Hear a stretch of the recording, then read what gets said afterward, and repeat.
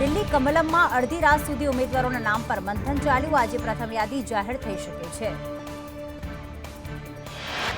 ભાજપના 100થી વધુ ઉમેદવારોની યાદી આજે જાહેર થઈ શકે. પીએમ મોદી વારાણસીથી, ગાંધીનગરથી અમિત શાહ અને ગડકરી નાગપુરથી મેદાનમાં ઉતરશે. ગાંધીનગર બેઠક પર 10 લાખની જીત માટે બીજેપીની કવાયત.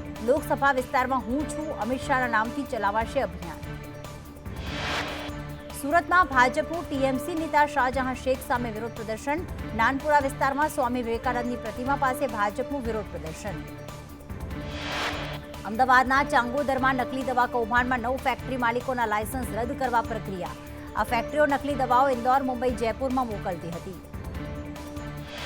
સુરતમાં નવી સિવિલ હોસ્પિટલમાં વિવાદ. દર્દીનો ગુમ મોબાઈલ સિક્યુરિટી ગાર્ડ પાસેથી મળ્યો. સિક્યુરિટી ગાર્ડ સિમ કાર્ડ કાઢી દેતા અનેક સવાલ. દ્વારકામાં એક પિતા બન્યો હેવાન. 2 વર્ષની પુત્રીની પટકીને હત્યા કરી. હોસ્પિટલમાં સારવાર દરમિયાન આ બાળકીનું મોત. વલસાડ જિલ્લામાં કપરાડા તાલુકામાં કમોસમી વરસાદના કારણે ખેડૂતોની ચિંતા વધી. કેરીના પાકમાં મોટું નુકસાન જવાની ખેડૂતોને ભીતિ. તો આગામી 48 કલાક ખેડૂતો માટે ચિંતાજનક. રાજ્યમાં ભારે પવન ફૂંકાવા અંબાલાલ પટેલની આગાહી.